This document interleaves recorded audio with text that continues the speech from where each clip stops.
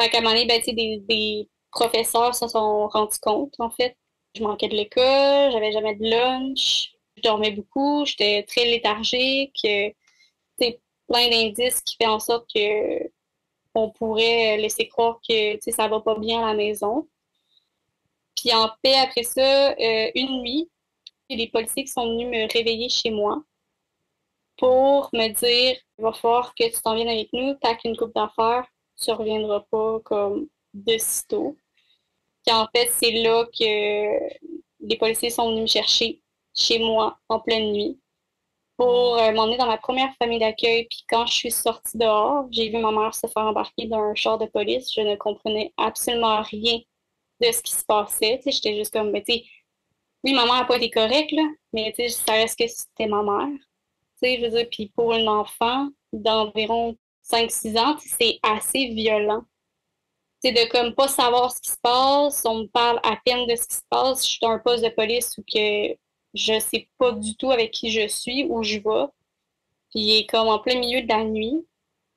Fait après ça, ben, j'ai été dans une famille d'accueil d'urgence, puis ben, c'est là que ça a commencé.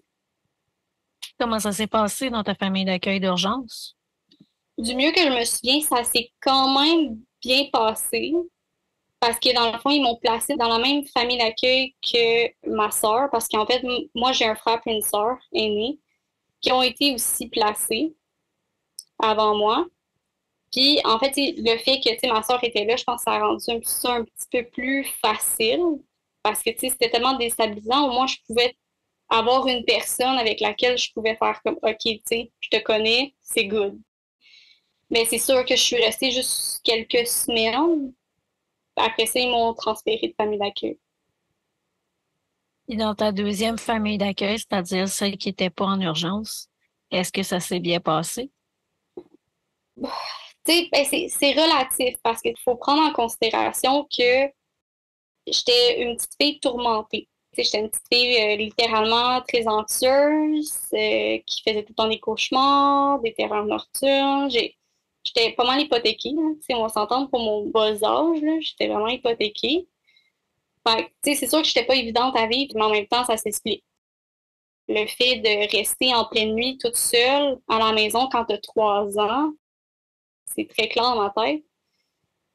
Tu sais, de rester à la maison, tu sais, d'attendre maman qu'elle revienne du bar. Tu sais, c'est un peu traumatisant qu'à chaque nuit, tu combats ton sommeil pour faire sûr que, tu sais, maman arrive. Puis, tu sais, fait que clairement, ça m'a affecté. Tu sais, je veux dire, fait que veux pas, ça s'est bien passé. Puis je pense que, tu sais, ma première famille d'accueil ont essayé, du moins. Tu sais, avec comment je le vois aujourd'hui, c'est sûr que sur le coup, quand ils ont dit, OK, mais c'est too much, je l'ai comme vécu comme un abandon.